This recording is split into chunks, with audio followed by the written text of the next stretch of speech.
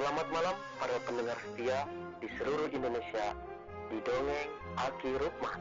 Selamat mendengarkan dan tetap merdeka. Assalamualaikum warahmatullahi wabarakatuh. Bismillahirrahmanirrahim. Alhamdulillahil zalali wa syari'il harami wal halali musolliyan ala rasulil mustafa wa alihil mustakmilina syarafa. Innallaha faddala bani adam wa faddallahu ala katsiri mimman khalaqahu tafdila mawa'u. Bapak, Ibu, adik-adik, serta anak cucu Aki dimanapun menyimak dongeng ini, kita dihadapkan kepada sesuatu yang syukur alhamdulillah ada satu KIE besar, ya, yaitu dengan keberanian, keuletan, ketangguhan, ya, dan kekonsistenan Kang Deddy Mulyadi, khususnya dalam membuat kebijakan KB dikaitkan dengan bansos. Ini heboh se-Indonesia. Ya, heboh ini, dan menurut Aki ini KIE besar. KIE besar, ya. Terima kasih ini. Hanya dari hikmah itu kita sekarang bisa melihat bagaimana pekerjaan kita yang lalu dan bagaimana pekerjaan kita sekarang. Tentu saja ini adalah bahan renungan, bahan introspeksi, dan bahan evaluasi. Aki punya pendapat begini. Belum saja ganti generasi, masih generasi ini. Orang-orangnya juga mungkin pada saat kita berjuang itu sudah lahir. Bahkan ada orang yang ikut memperjuangkan, membuat buku, kemana-mana kampanye tentang KB. Sekarang balik menyerang ke kita. Para MUI baik di pusat maupun di daerah tidak konsisten lagi kepada fatwa sebelumnya. Jadi begitu cerita vasektomi dipotong. Di situ. Ini problema ini kejadian-kejadian ini semakin melebar. Ini hati-hati. Waspada. Dulu Aki selalu berbicara bahwa Penmod, ya, bahwa kita KIE itu 3 mitra kerjanya, yaitu ulama, wartawan, seniman. Apakah ini tersentuh? Kita dari mulai tahun 70 selalu berbicara, diskusi rame, pernyataan menentang dan lain sebagainya, bikin semangat. Kemudian berpuluh-puluh kita kirimkan ulama ke Mesir lah, ke Iran lah, ke mana lagi, ke Cina lah, dan sampai ke Tunisia dan lain sebagainya. Sekarang seolah-olah itu tidak ada maknanya. Ya, jadi itu yang Aki sayangkan begitu. Nah, ini kemana kita sekarang? Mungkin kita karena dinina bobokan dengan pembangunan keluarga yang notabene pembangunan keluarga itu tantangannya hampir tidak ada. Sama dengan kesehatan, dengan yang lain berjalan aja. Tidak ada yang mengharamkan lah begitu, ya. Tapi kita sekarang benar-benar terasa, ya. Itu yang Aki bicarakan. Itu tadi malam Aki sampai kaget, ya, kaget. Nyetel dulu di tempat lain, begitu masuk Aki ke TV apa itu, Hotman Paris itu, yang yang acaranya Hotman Paris. Di situ ada Dr. Boyke, di situ ada Ketua Fatwa MUI, dan satu lagi Aki lupa namanya, tapi orangnya kelihatan. Dia sampai berani ngomong bahwa tidak ada negara maju yang anaknya sedikit. Negara maju itu anaknya besar. Itu dari mana sumbernya? Kenapa ini dibiarkan begitu? Mari kita sekarang jelaskan kembali. Pantes satu kalau para pejabat menyebut bonus demografi tidak dikaitkan dengan KB. Aki itu 3 tahun menjadi penulis salah satu majalah, walaupun majalah lokal. Cerita tentang bagaimana negara-negara dengan TFR-nya bagaimana sebab akibat negara melaksanakan program keluarga berencana. Dari mulai Amerika, semualah, sampai Australia, sampai ke Jepang, Korea, Aki tulis sampai ke Arab Saudi, Iran dan lain sebagainya. Karena sebulan sekali, 3 tahun Aki terus menerus. Ini kayaknya hilang begitu saja ya. Ketua MUI mengatakan baik di Jabar maupun yang nasional mengatakan bahwa vasektomi itu haram, titik, tidak ada penjelasan.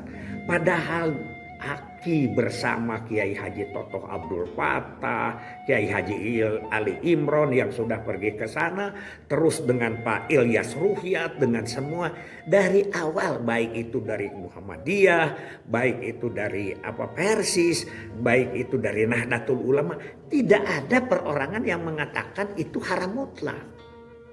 Karena kemarin kan Aki sebut bahwa ada elat, ada hukum. Ada hukum, ada elat. Itu kata siapa? Kata Kiai Haji Totoh Abdul Fattah. Jadi KB pun itu bagaimana elatnya? Mungkin ada hal-hal yang menurut kita itu adalah haram. Kalau memang itu mutlak. Ya, bagi siapa mungkin haram. Bagi orang yang anaknya sedikit. Ya, bagi yang tidak darurat dan lain sebagainya. Tapi itu menjadi tidak ada. Ini waspada ini.